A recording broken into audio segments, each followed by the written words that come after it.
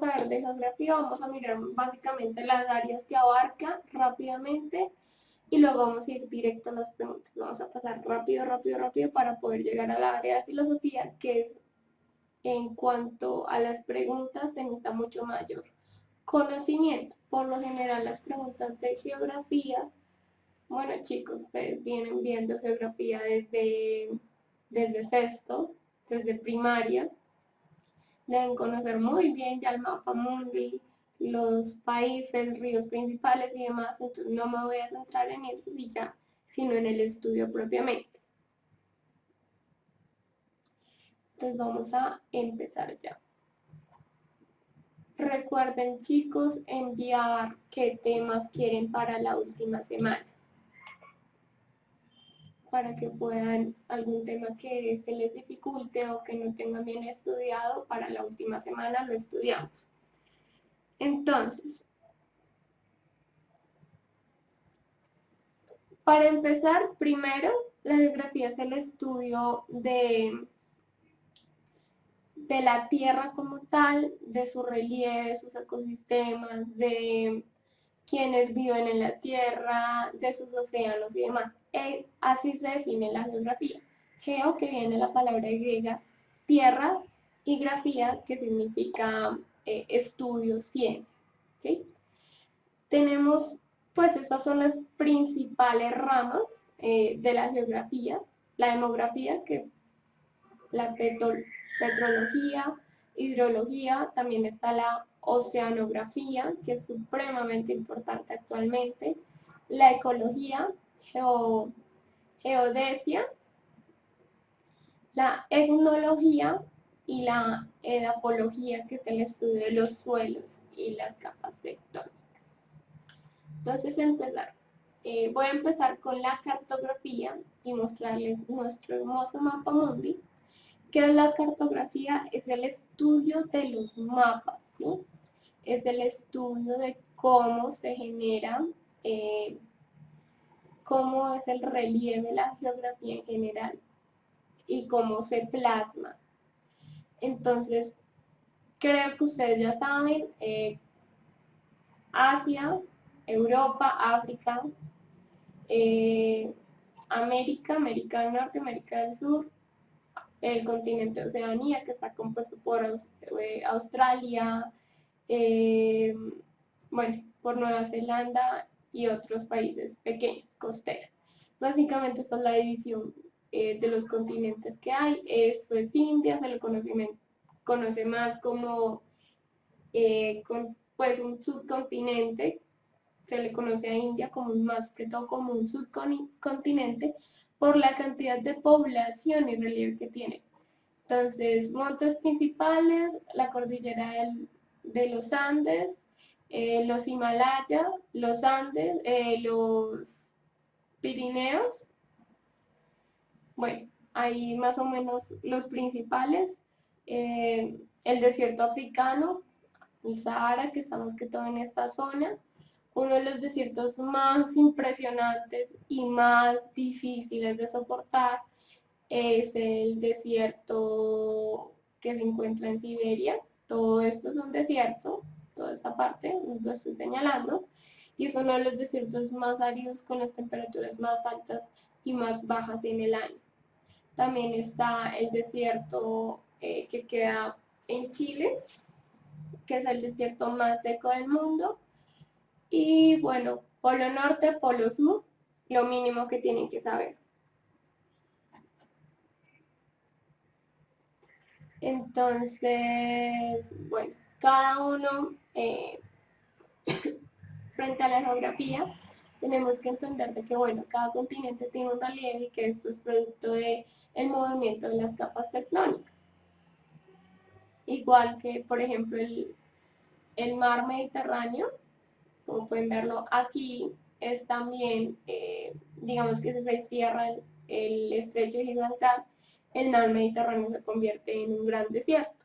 Entonces, también depende del movimiento de las capas tectónicas. Básicamente, gracias al movimiento de las capas tectónicas, algunos continentes sobresalen y otros no. Por aquí, en todo esto, está la falla de San Andrés. lamentablemente no se me olvidó poner un mapa de las capas tectónicas para que fueran presentes. Y de acuerdo a esas capas tectónicas se encuentran los volcanes. En Charleston tenemos el volcán más grande del mundo, que todo el parque de Charleston es un volcán como tal. El Vesubio, que es otro volcán supremamente importante porque alrededor de él se lanza toda la historia de Pompeya y la desaparición de Pompeya, que es uno de los volcanes más activos. Alrededor de toda esta zona hay volcanes, también de esta zona, como pueden ver, por el lado de Japón, por el lado de China, de Indonesia, de Australia, y por este lado son supremamente activos los volcanes porque todo esto son fallas tectónicas. ¿Listo? Sí, estoy un poquito enferma, entonces por favor ténganme un poco más de paciencia. Bueno, cambiamos el orden de la clase hoy porque primero no habíamos visto geografía y segundo, para que podamos ir más ágil. ¿Listo? ¿Qué es la etnología? ¿Qué estudia la etnología? La etnología, como ustedes deben saber, es el estudio de las etnias, o sea, de las culturas, de las razas del mundo. Entonces tenemos primero todas nuestras etnias indígenas, dónde se sitúan ellas, también estudia la etnología, cuáles son sus principales culturas, o sea, sus principales tradiciones, qué religión practican, qué religión tienen. También esto estudia un poco el genoma humano que tiene cada etnia, cómo se relaciona con otras etnias. Bueno, todo este sinnúmero de costumbres, de tradiciones, es lo que estudia la etnología. Entonces, una de las principales ciencias actualmente, porque también tiene un poco de antropología, y lo que busca es profundizar en las razas, en el estudio de las razas, de las culturas propiamente. Entonces está el estudio, por ejemplo, de las etnias africanas, el estudio, por ejemplo, de las diferentes etnias que hay en Asia, porque una cosa son los japoneses, otra cosa son los chinos, otra cosa son los coreanos, otras cosas son los vietnamitas y otra muy diferente son los tailandeses, y todos ellos tienen un sinnúmero de tradiciones, de cultura, de religión, de idioma, que hace como un background de lo que es su etnia. ¿Listo? También están las etnias de América y las de Europa, ¿sí? Porque es diferente un lombardo a un italiano, un vasco, a un castellano, un suizo a un alemán, ¿sí? Un eslovenio a un croata, ¿ya? Y cuando ustedes van a ver la Primera Guerra Mundial se darán cuenta de que, y los conflictos actuales se darán cuenta de que gran parte de los conflictos que se dan en Europa, actualmente en Ucrania, en toda la península albánica, en esta partecita, es un conflicto de etnias entre serbios, croatas y, bueno, y otras etnias que hay en esa zona. Entonces, eso estudia la etnología. Cómo se comportan estas etnias y cómo, pues, se relacionan entre ellas. Geodesia. Geodesia es el estudio de las latitudes en el mundo. También esta estudia los movimientos de rotación y traslación pues de la Tierra. Entonces, principales, Ecuador, imposible que se olviden de la línea de Ecuador, que pasa por el sur también de Colombia, y la línea que va del norte a sur. ¿Listo? Meridianos y lo demás. ¿Qué tiene importancia la geodesia? Que gracias a esto podremos situar exactamente un lugar determinado y también podemos guiarnos en el mapa mundi. Antes, para lograr, digamos que un barco zarpaba, y zarpa de aquí hasta Europa. Listo. Entonces se tiene que recorrer todo esto. Antes para hacer ese recorrido se hacían mapas astrales y de acuerdo a los mapas astrales nos íbamos ubicando geográficamente, ¿ya? De acuerdo cómo estaban las estrellas y cómo deberían estar las estrellas. Por ejemplo, en junio, ¿qué estrellas debo ver en junio? Los viajeros, los marineros lograban guiar su curso, ¿sí? Y de acuerdo a la brújula y demás. Actualmente no se utilizan ese conocimiento, sino que se utilizan este tipo de mapas, latitudes y longitudes. Las latitudes y los meridianos se utilizan para lograr identificar en qué parte del mundo estoy y dar mi lugar exacto, ¿ya? Con Google Maps, con Google Earth pueden hacer también el experimento de que les da la longitud y la latitud. Y también si ustedes quieren localizar un sitio exacto, ponen la latitud y la longitud y Google Maps, Google Earth se les da para que sepan. ¿Qué es la ecología? Es la ciencia, es la rama de la geografía y de otras ciencias que busca la conservación del medio ambiente y el sostenimiento de este. Busca que el impacto del humano no sea tan fuerte en, en los ecosistemas ambientales. Mire, longitudes, me están preguntando cuáles son las longitudes. Las longitudes son estas, chicos. Son las que ven acá, de norte a sur. Ah, no, perdón. Sí. Y esas son las latitudes y estas son las longitudes. ¿Ya? Los que ven así son las longitudes y estas son las latitudes. Estas son las latitudes, estas son las longitudes, como pueden ver en el mapa. Lamento no darles ser más cuidadoso con esto, pero lamentablemente su profesor no tiene sentido de la orientación, entonces le cuesta un poco eso. ¿Listo? ¿Qué es la hidrología? En hidrología vamos también a definir qué es la oceanología. La hidrología es el estudio de las fuentes hídricas de agua dulce del planeta.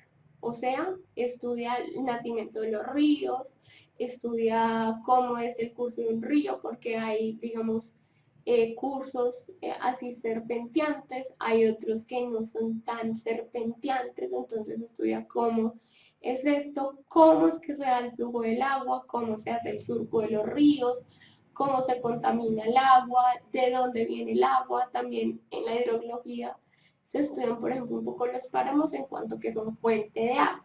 También en esto se estudia un poco el ciclo del agua, entre otros. Y la oceanología también estudia por dónde pasan los ríos, o sea, por ejemplo, el Nilo, el río Amarillo en Asia, en el río Amazonas, entre otros.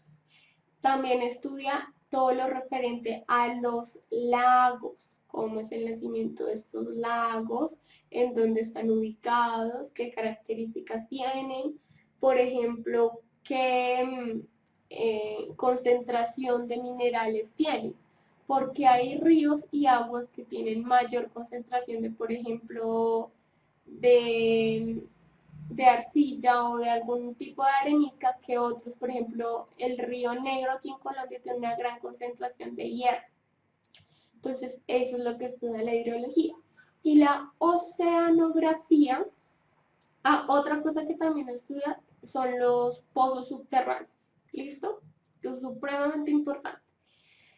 ¿Qué estudia la oceanografía? Estudia qué hay en el mar, ¿sí?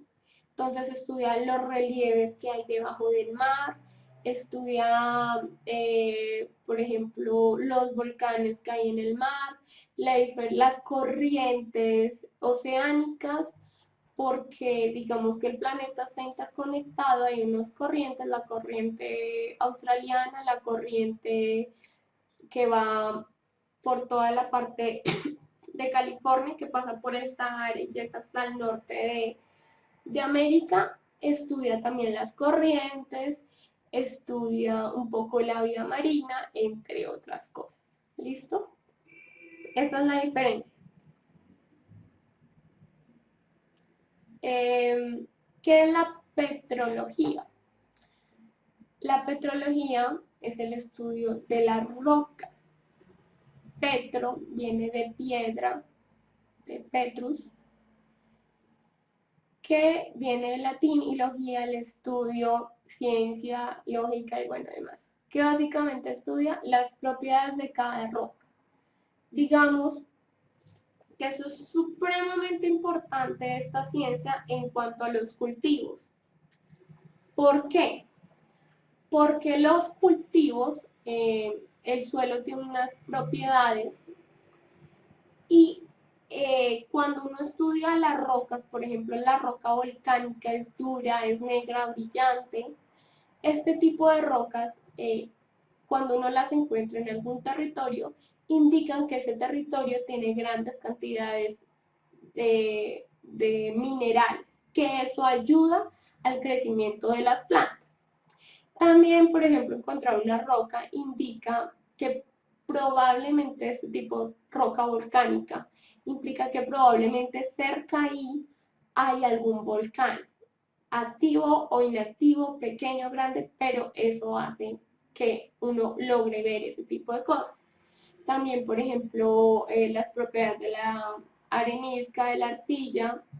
Por ejemplo, la arcilla tiene la propiedad de ayudar a procesar algunos nutrientes que para los animales son, son venenosos. Entonces, digamos que donde hay roca arenisca, por lo general allá llegan ciervos, pájaros, leones, bueno, llega todo tipo de animales para consumir ese tipo y no sufrir ese tipo de tierra y no sufrir una intoxicación. Entonces, es supremamente importante en cuanto a eso, porque nos dice qué tipo de suelos y qué tipo de propiedades, también si existe oro y demás, en cada región.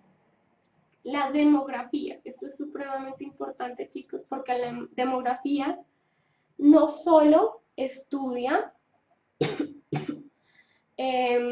los cambios de la población, sino que también estudia, por ejemplo, cómo se mueven las tasas de natalidad, las tasas de mortandad, cuál es la edad media de las personas, las tendencias en cuanto a emigración de cada lugar, ¿sí? Y también la demografía está un poco muy relacionada con la etnografía y con la geopolítica. ¿Qué es la geopolítica? Es el estudio de los movimientos políticos y de las decisiones políticas de acuerdo a la geografía. Entonces, cuando uno estudia geopolítica, se da cuenta que las relaciones entre Colombia y Estados Unidos son realmente estrechas, ya que muchas decisiones de Estados Unidos afectan directamente las decisiones de los países latinoamericanos. También en geopolítica se estudian en cuanto que es un suceso, está muy estrecho a la geografía de ese lugar. Se estudian, por ejemplo, mucho las guerras árabe-israelí, el conflicto sirio y todo eso, por lo que es un conflicto que se ha mantenido durante muchos siglos en la misma zona. Ahí donde estoy señalando, todo eso es Siria, Pakistán, toda esta zona es una zona de conflicto, y por tanto se estudia cómo las decisiones políticas afectan esta pequeña zona del mundo que genera tantos problemas. ¿Listo? Entonces eso es la geopolítica. Ahora, ¿qué es la edanofología? La edanofología es el estudio de las capas de la Tierra. Entonces, también estudia las capas tectónicas y cómo es el movimiento de ellas. Entonces, digamos que de cierto punto para abajo son solo suposiciones de cómo está compuesta las capas de la Tierra. Entonces acá, como pueden ver, están mencionadas algunas de las capas. ¿Listo? Entonces vamos a pasar a preguntas. ¿Ya?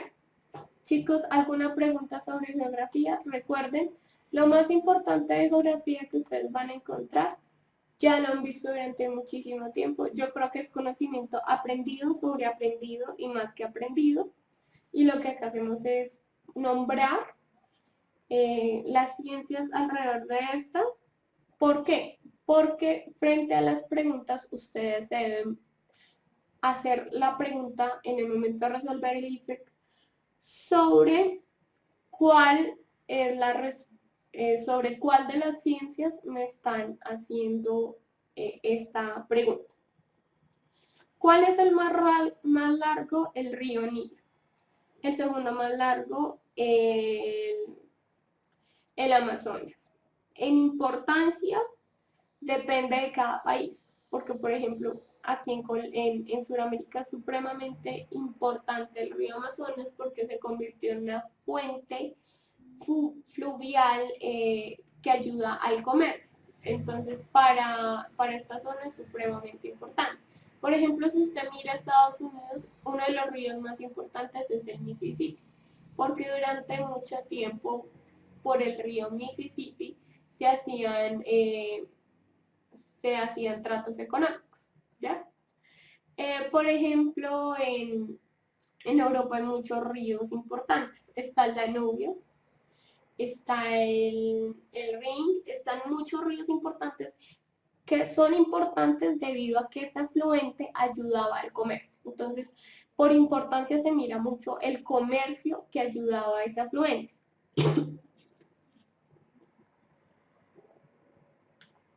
De la edafología, como les comentaba, es el estudio de las capas de la Tierra. Ese es el principal estudio, las capas de la Tierra, ¿sí?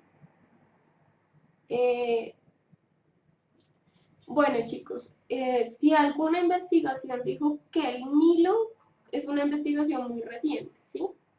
Pero está entre el Nilo y el Amazonas, ¿sí? Por lo general, siempre donde uno mira es el Nilo, el río Nilo es el más largo. Pero no sé si últimamente han encontrado alguna afluente más que alargue un poquito más el río Amazonas. Pero de acuerdo a lo que yo tenía entendido es el río Nilo y luego el Amazonas. ¿Cuál es más caudaloso? El Amazonas. ¿Cuál tiene mayor biodiversidad? Pues tiene mayor biodiversidad el Amazonas. No sé si ustedes sabían, pero digamos que toda la tierra, toda la selva húmeda que está cerca del Amazonas, es la tierra más infértil que hay. O tiene menos nutrientes. ¿Por qué? Porque esa tierra, debido a la humedad, no logra mantener, no logra adquirir los nutrientes necesarios para mantener un suelo rico. ¿Qué es lo que pasa?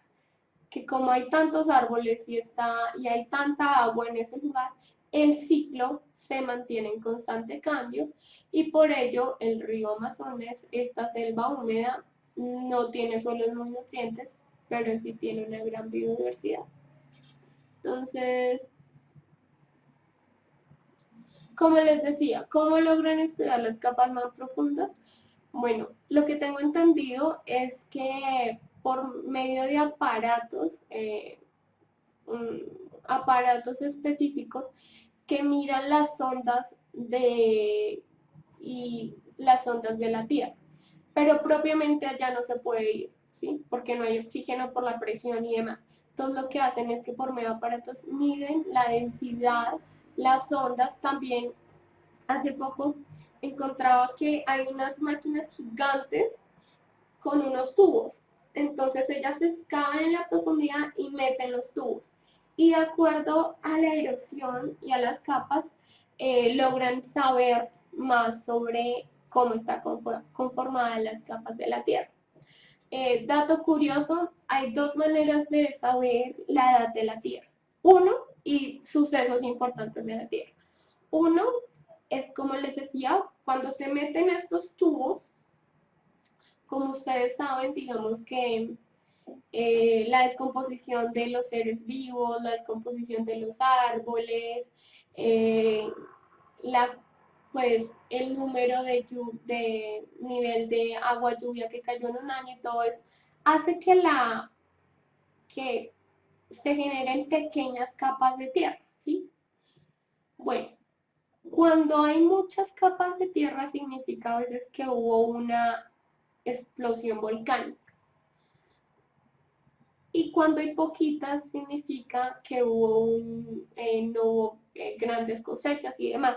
Así se estudia también la edad de la Tierra y los sucesos más importantes en cuanto a geografía, en cuanto a cambio climático en la Tierra. ¿Sí? Por ejemplo, actualmente hay mucho plomo en esas capitas que les digo de tierra que se van acumulando una sobre otra. Entonces se sabe que, por ejemplo, esta época es muy contaminada por la cantidad de plomo, una que se registra en el aire y dos que se registra en estas capas. Otra manera que han encontrado para estudiar la edad de la Tierra y todos esos fenómenos es precisamente de la misma manera, meten unos tubos en la Tierra y sacan unos bloques de hielo y cuando uno mira esos bloques de hielo hay pequeñas capas, pequeñas capas. Hay algunas capas donde no hay mucha nieve, ¿sí? No hay una gran compactación de nieve o hay mucha compactación de nieve. Eso significa que ese clima durante esa época fue muy frío o también se puede saber si hubo gran contaminación, si hubo una erupción volcánica, bueno, en general todas ese tipo de cosas ahorita tengo entendido que se están estudiando bajo ese método.